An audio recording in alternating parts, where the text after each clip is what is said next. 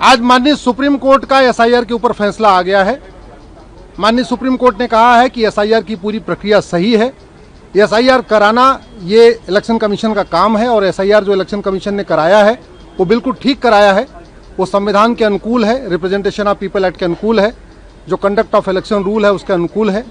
जो एसआईआर के बारे में बहुत सारे अपवाद बताए गए थे, एसआईआर की बहुत सारी कमियां बताई गई थी, माननीय सुप्रीम कोर्ट ने उन कमियों को स्वीकार नहीं किया है और कहा है कि बिल्कुल इलेक्शन कमीशन ने फ्री एंड फेयर तरीके से पूरा एसआईआर किया है।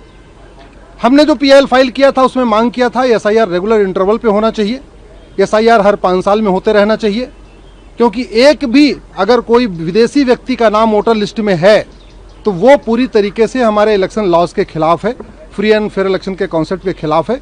आज माननीय सुप्रीम कोर्ट ने जो हमारी दलील थी, जो चुनाव आयोग की दलील थी, वो सभी दलीलों को स्वीकार कर लिया है और लगभग जो 20 से ज़्यादा पिटीशन फाइल की गई थी एसआईआर के खिलाफ, एसआईआर की बहुत सारी कमियों को बताने के लिए, उन सभी दलीलों को नकार दिया गया है।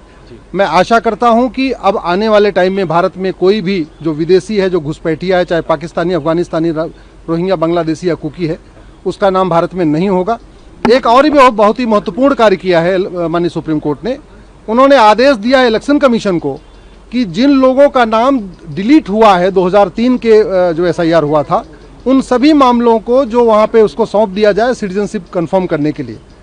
एक बात ये भी कहा है कि यहाँ एसआईआर में जिसका नाम कटा है उससे ये नहीं कंफर्म होता है कि वो विदेशी हैं, लेकिन ये भी कहा है कि जिन लोगों का नाम कटा है उनको कंफर्मेशन के लिए वापस वहाँ ट्रिब्यूनल में भेज दिया जाए, जो सिटीजनशिप एक्ट के अंतर्गत वो ट्रिब्यूनल बना होता है, और जिससे उनका कंफर्म हो जाए कि वो भारत के नागरिक हैं या नहीं है।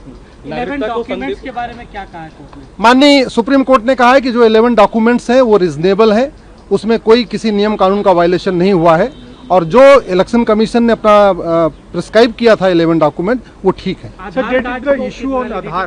आधार के ऊपर अभी कोई टच नहीं किया गया है, ना आधार को ये कहा गया है कि मैंडेटरी है, न ये कहा गया है। जो माननीय सुप्रीम कोर्ट ने अपने 12वें डॉक्यूमेंट के रूप में आधार को एक्सेप्ट किया था, ऑब्जर्वेशन, उसके बारे में उन्होंने कहा है कि वो ठीक है, उस समय की जरूरत थी, वो पूरा किया गया।